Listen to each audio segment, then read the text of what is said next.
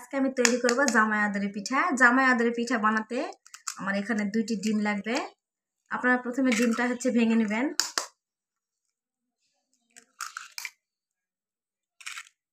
তারপর এখানে সামান্য পরিমাণে চিনি অ্যাড করবেন, হাফ কাপের মতো। তারপর একটি হুইস্ক দিয়ে ভালো করে ডিমটা ফেটে নেবেন, যেন চিনিটা ভালো মতো গলে যায়। আমরা চিনিটাকে ভালো করে ফেটে নিব, যেন চিনি এখানে না বুদি বুদি থাকে। এই জামাই আদরি পিঠাটা কিন্তু আসলে অনেক মজা লাগে। পিঠাটা আমি আজকে বানাবো, আপনারা দেখতে থাকুন, আমার সঙ্গে থাকুন, আপনারা শিখে যাবেন। যেহেতু আমার জামাই নাই, তবু আমি জামাই আদরি পিঠাটা বানাবো। ভবিষ্যতে জামাইতে হবে, তখন তাকে খাওয়াবো। কি বলেন আপনারা? এখানে আমি ডিমটা ফেটে নেওয়ার পর এখানে কিছু রান্নার তেল, সাদা তেল দিয়ে দিলাম। তারপরে এখানে আমি ভালো করে আবার একটু হুইস্ক দিয়ে একটু নেড়ে ছেড়ে নিব। এখন কয়েক ফোঁটা আমি লেবুর রস দিব। লেবুর রসটা দেওয়ার কারণ হচ্ছে ডিমের যে একটা স্মেল থাকে, সেই স্মেলটা চলে যাবে লেবুর রসটা দেওয়ার কারণে। দিয়ে দিলাম আমি লেবুর রস। এখন আমি অ্যাড করব আটা। আপনারা ময়দাও ব্যবহার করতে পারেন। পরিমাণ মতো এখানে আটা আমি দিয়ে দিলাম। দিয়ে ভালো করে আমি হুইস্ক করে নেড়ে চেড়ে নিচ্ছি। এখানে আটাটা দেওয়ার পরে দেখেন কেমন শক্ত হয়ে গেছে, তাই না? এরকমই করতে হবে। আপনারা ঘাবড়াবেন না যে এরকম শক্ত হলো কেন, সমস্যা নাই, আমি তারপর দেখাচ্ছি, আপনারা দেখতে থাকুন। এখন আমি অ্যাড করব বেকিং পাউডার। যে এটা ফুলবে অবশ্য, কিন্তু বেকিং পাউডার একটু ব্যবহার করলাম যাতে আর একটু ফুলে, আর একটু সুন্দর হয়। এই যে আমি দিয়ে দিলাম বেকিং পাউডার। এখন ভালো করে আমি আবারও নেড়ে চেড়ে নেব। ভালো করে এরকম মেখে নিচ্ছি হুইস্ক দিয়ে। ভালো করে নেড়ে চেড়ে নেওয়ার পর এখন আমি দুধ অ্যাড করব। সামান্য পরিমাণে দুধ অ্যাড করব। বারবার অ্যাড করব, একবার অ্যাড করব না, তাহলে আবার পাতলা হয়ে যাবে। এই দুধটা আমি আগে থেকে জাল করে নিয়েছি, বলক দেওয়া দুধ। কাঁচা দুধ কিন্তু অবশ্যই দেবেন না, কাঁচা দুধ দিলে কিন্তু ভালো হবে না। আমি একটু একটু করে দুধ দিব, আর এটা ভালো করে নেড়ে চেড়ে নেব। খুব বেশি পাতলাও হবে না এই ডো, আবার খুব বেশি ঘনও হবে না। আমরা যেরকম তেল পিঠার একটা ডো করি, ঠিক অবিকল সেরকম একটা ডো হবে। আমি আবারও দিয়ে দিচ্ছি আর একটু দুধ। অবশ্যই আমি এই দুধে কোনো পানি অ্যাড করিনি, ডাইরেক্ট গরুর দুধ জাল করে নিয়ে আসছি। তো আপনারা দেখেন এই যেভাবে করবেন। এখন আমি দেখেন এই যে ডোটা কেমন হয়েছে আপনাদের দেখাচ্ছি। এখন আমি এটাকে 10 মিনিটের জন্য রেস্টে রাখবো।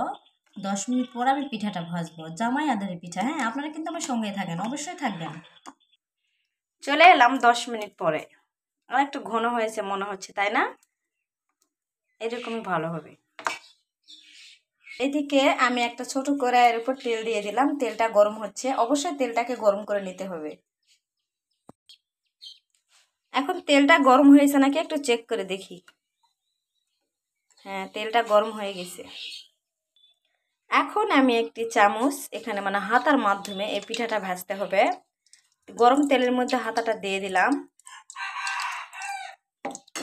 অবশ্যই এটা কিন্তু অবশ্যই মাঝারি আঁচে ভাজতে হবে, খুব বেশি তাপ দেওয়া যাবে না। আমি এখন এই হাতাটাকে উঠাবো। উঠানোর পরে এখানে নিয়ে আসো। এখানে আমি কিছু দিয়ে দিব। এখন আমি এটা তেলের মধ্যে দিয়ে দিলাম। এখন দেখুন এটা আপনি আপনি কিন্তু ভেসে উঠবে। দেখেন কেমন সুন্দর হয় ভেসে উঠতেছে। একটু আপনারা দেখেন, লক্ষ্য করেন, তাহলে কিন্তু বুঝতে পারবেন। এই যে দেখেন আপনারা আমার পিঠাটা কতটা ফুলছে। জামাইকে খাওয়াবেন তা ফুলবে না বলেন? যেহেতু পিঠাটার নামই জামাই আদরি পিঠা। একটু লালচে করে ভাজবেন, তাহলে কিন্তু খেতে খুব ভালো লাগবে, মুসমুসে লাগবে। দেখেন এটা এমনটা ফুলছে যে আমি উল্টে দিতে পারতেছি না। এই যে আমার পিঠা হয়ে গেছে।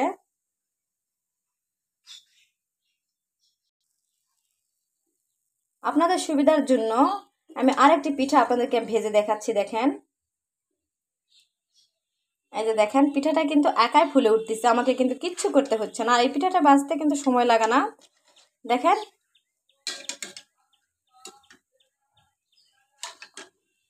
দেখেন কেমন একা একাই ফুলে উঠতেছে, আমাকে কিচ্ছু করতে হচ্ছে না। এই পিঠাটা ভাজতে কিন্তু আমার অনেক ভালো লাগে, কিছুই করতে হয় না।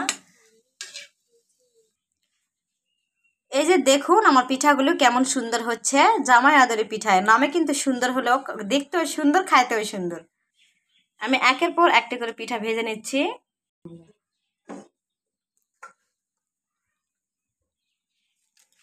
আপনাদের সুবিধার জন্য আমি আর একবার ভেজে দেখাচ্ছি।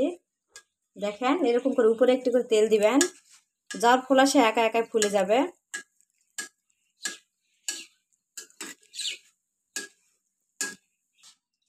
এই হলো আমার জামাই আদরে পিঠা।